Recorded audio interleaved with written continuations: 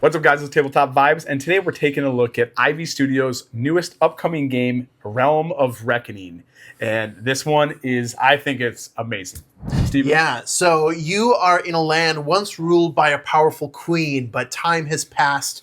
Feuds have played out, and now that queen is a distant memory, and the land is split into 5 factions characterized by guidance, equity, dominion, radiance, and understanding. But can you bring all the land back together, rebuild the monuments, and make the land whole again? Yeah, so there is so much going on in this game. It's really fantastic because there's lots of different ways you can play the game. There's lots of routes you could choose, and the game turns on a dime, which is we'll go into more in just a second. So essentially in this game, you are drafting. Everybody has an action deck that gets dealt some 5 cards, and so you kind of are picking actions on your turn and then passing those cards around. Once those cards all deplete, then the age ends. The game is played over 3 ages. Whoever has the most victory points at the end of 3 ages wins the game. So it's not that simple. There is a lot of different moving parts and things, which makes this game just really epic. Yeah, so here's just a few of the things to be aware of. So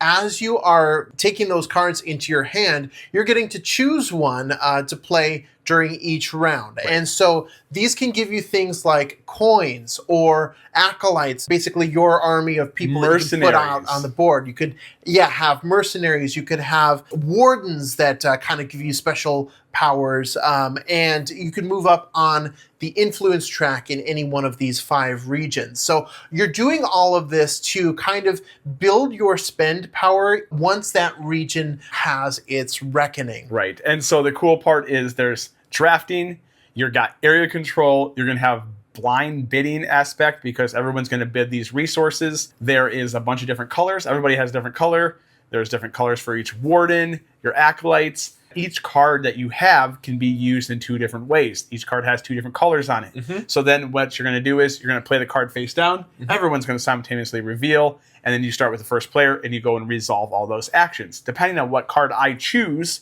I can then add on my player board whatever realm that color matches. So if it's in guidance, that card slides in and goes to guidance, and then I move up the influence track in that color's region. Yeah, by however much is notated on the card. Yeah.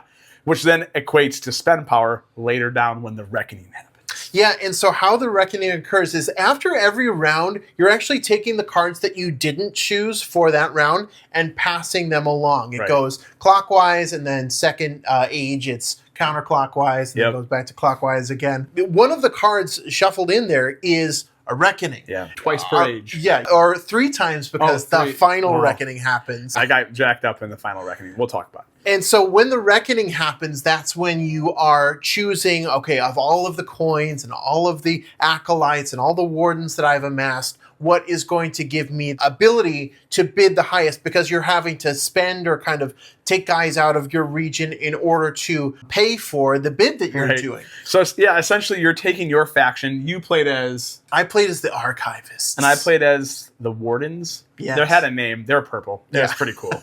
But essentially, you're going to spend your faction, like your faction is making money, your faction is sending out troops, your faction then has wardens, and you're spending all of this and accumulating this over the board in this board state to then be able to spend when you need it.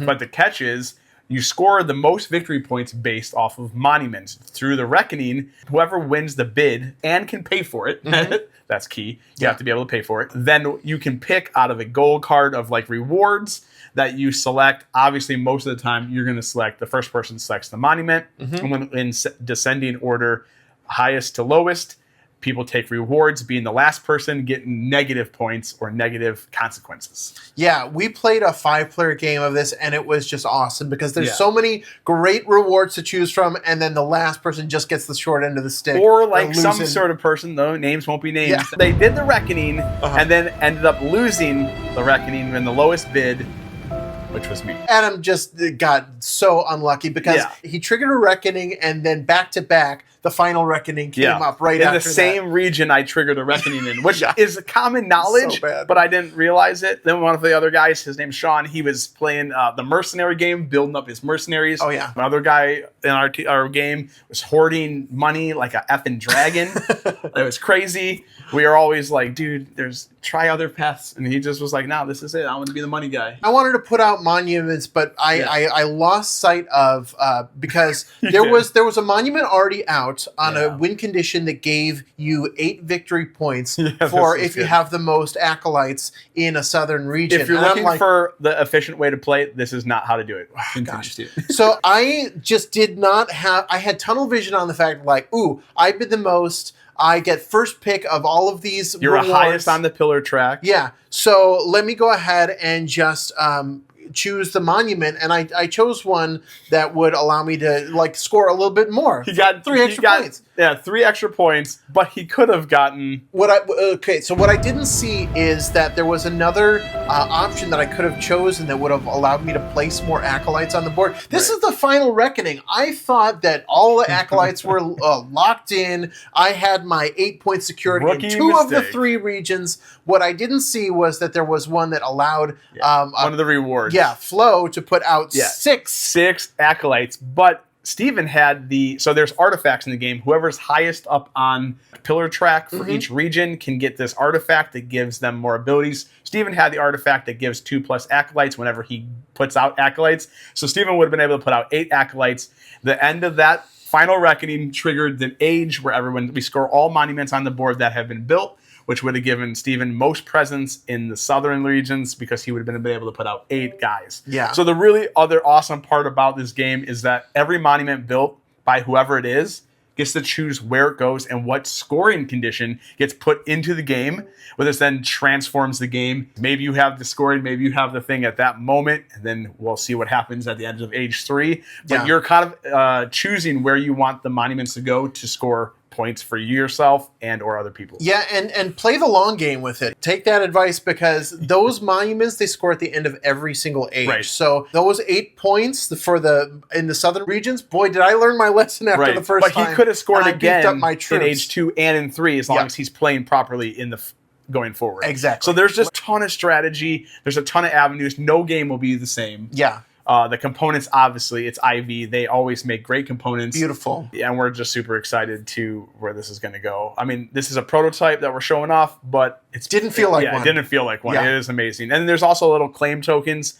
Whoever wins the reckoning can then move those claim tokens to the region that the reckoning was in, but you can pick from any color, then being able to spend those influence and points in other regions. Yeah, it kind of gives you a little bit of consolation for triggering the reckoning because you don't get a card that earns you things during that round. So what you get instead is the ability to put out a claim token to draw resources. Yeah, maybe a region where you have been moving up the influence track to be able to use that in your bid. Right. So the game is a blast. It's coming to Kickstarter June 24th. Make sure you like, subscribe, and comment which 5 realms you embody: guidance, equity, dominion, understanding, radiance, and I don't remember the last one. You got them all. Oh, that's fine. Nailed all of them. Let us know which one. Definitely you would be. Not understanding. No, not understanding. I'd be dominion, and so Steven would be radiance. I was going to say guidance, but let us know. We're Tabletop Vibes. This has been Realm of Reckoning. Check you next time.